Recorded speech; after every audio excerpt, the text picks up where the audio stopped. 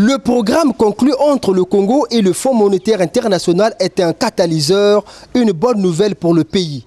Ce sont là en substance les propos de Clément Mwamba tenus lors de cette conférence de presse organisée ce jeudi 28 juillet à Brazzaville. Ayant pour thème l'accord avec le FMI, ce face-à-face entre le Premier ministre et la presse nationale et internationale a permis au chef du gouvernement d'expliquer aux médias les contours de cet accord tant attendu devant permettre au Congo de relancer son économie.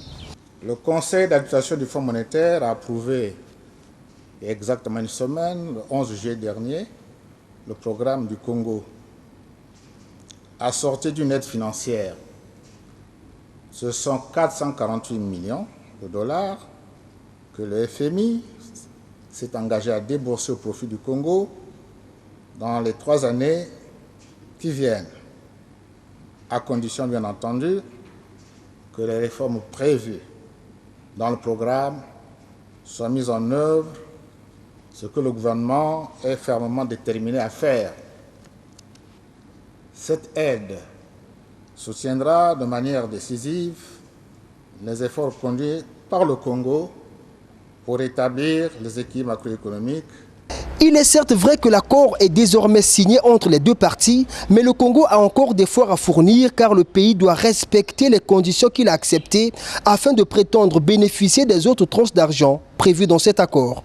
Nous considérons que c'est un bon programme. On n'a pas à en avoir honte. Mais le programme, il est exigeant.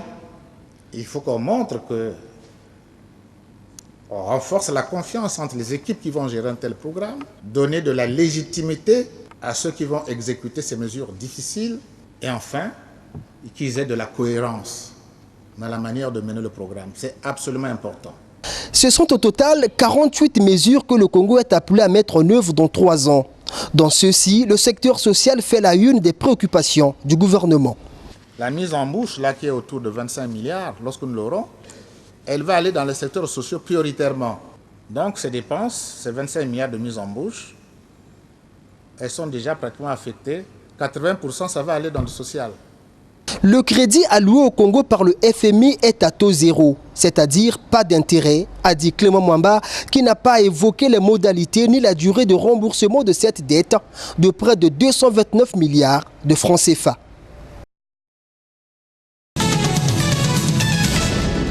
Le sélectionneur national de Diabrousse senior football A prime, Barthélémy Ngatsono, a rendu public ce jeudi dans la capitale la liste des 26 joueurs locaux qui prendront part à la campagne de préparation des éliminatoires du championnat d'Afrique des Nations de football Cameroun 2020.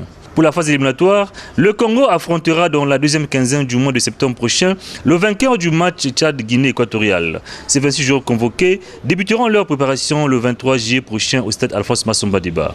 Gardien Ombanza, Ntila et Mavungu, le cheminot. Les arrières, Rosan, Mapembe, Bisiki, Ondongo Faria, Dégou, Ondongo Gilfin, Bakwa Karov, Saboukoulou, Danga, Vidibio de la cheminot.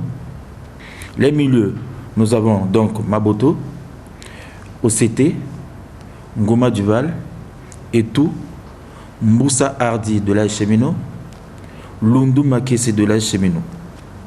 Attaquant, nous avons Botamba, nous avons Kaya, Ngoyi, Mukombo, Ngombe Jaurès, Maleka de Veclub. Barthélémy Ngatsono revient sur le choix des joueurs convoqués. Nous avons tenu compte du fait qu'il y a Otto et l'Étoile du Congo qui vont en compétition. Donc on s'est dit que l'Étoile et Otto, les deux équipes qui sont engagées en compétition africaine, pourront nous apporter un plus dans le temps du jeu. Et en ce moment, nous allons nous atteler à mettre notre stratégie après avoir connu notre adversaire parce que l'adversaire joue en août. Donc voilà un peu dans quels sont les motifs, n'est-ce pas, du choix de certains joueurs. Dans cette liste, on retrouvera quelques joueurs qui ont pris part à la dernière phase finale du CHAN. On peut citer entre autres Pavel Nzila, Karov Bakwa, Bisiki, Manokele, Rosan Varel, Botan Mateus. Les travaux de l'atelier de formation des parties prenantes et fournisseurs de services sur l'approche 3x6 de la réintégration socio-économique et la gestion axée sur les résultats ont débuté ce mercredi 17 juillet à Brazzaville. Cette session de 3 jours, organisée à l'intention des acteurs de terrain concernés par le programme de désarmement, démobilisation et réinsertion des combattants du pôle, vient parachever le dispositif de mise en œuvre des conditions nécessaires au lancement du programme DDR. Cette formation qui participe de l'atteinte du résultat numéro 2 du projet relatif à un DDR entamé suivant les normes internationales parachève le dispositif attendu de mise en œuvre des conditions nécessaires au lancement du programme DDR tant attendu. Comme vous le savez, le projet Consolidation de la paix et démarrage du processus DDR dans le pool, qui est appuyé par le Fonds des Nations Unies pour la consolidation de la paix, est exécuté conjointement par 3 agents du système des Nations Unies, à savoir le FNUAP, le ACR et le PNUD, qui en assure le leadership, a été mis en place pour répondre à une requête du gouvernement du Congo auprès des Nations Unies pour les appuyer dans l'accompagnement du processus de paix dans le pool. Ouvrant les travaux, le haut-commissaire à la réinsertion des ex-combattants, Eloge Landry Koulela, est d'abord revenu sur l'opportunité de cet atelier avant d'exhorter les participants à plus d'assiduité. Le présent atelier relatif au renforcement des capacités des parties prenantes et fournisseurs de services d'appui à la réintégration sur l'approche 3x6 et la gestion axée sur les résultats vient à point nommé compléter et renforcer cette préparation technique. Cet atelier constitue un moment indéniable dans la préparation des acteurs de terrain pour la mise en œuvre de la réintégration socio-économique des cibles et bénéficiaires du programme DDR. Cet atelier est organisé par le Haut-Commissariat à la réinsertion des combattants en partenariat avec le programme des Nations Unies pour le développement PNUD.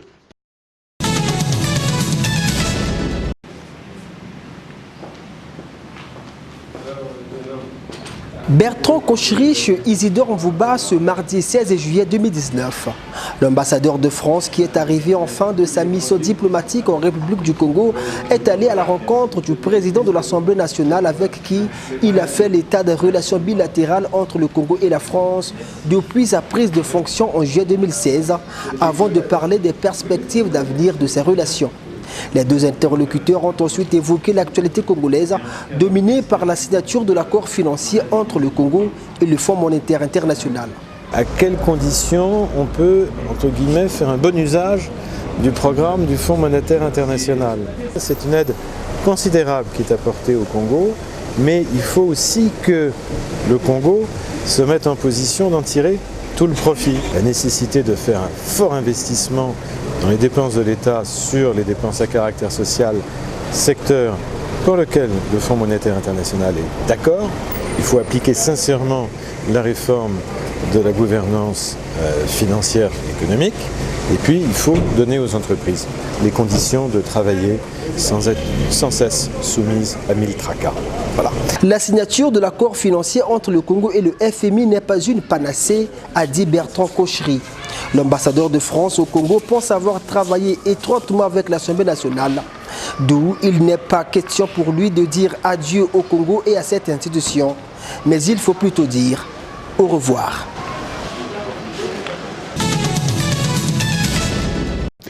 Selon une source proche du dossier, 2 audiences portant sur la criminalité phonique auront lieu le 24 juin courant à la cour d'appel de Pointe-Noire et au tribunal de grande instance de Djambala dans le département des Plateaux. Dans la ville Océane, il s'agit de 2 présumés trafiquants des produits de faune sauvage, un bijoutier et un vendeur d'objets d'art, arrêtés en flagrant délit de détention d'une centaine d'objets sculptés en ivoire et d'une 50aine de morceaux bruts des pointes d'ivoire qui vont comparaître.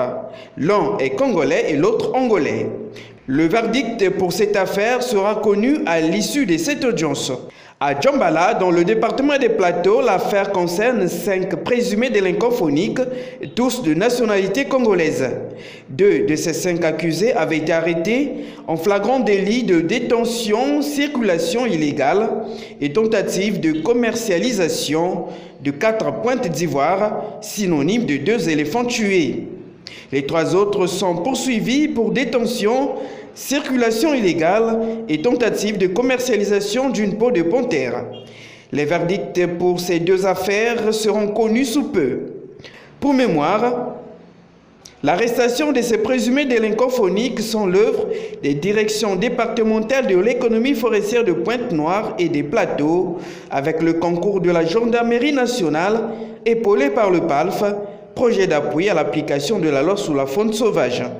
Il risque des peines allant jusqu'à 5 ans d'emprisonnement ferme conformément à la loi sur la faune et les aires protégées. L'éléphant et la panthère font partie des espèces animales intégralement protégées en République du Congo.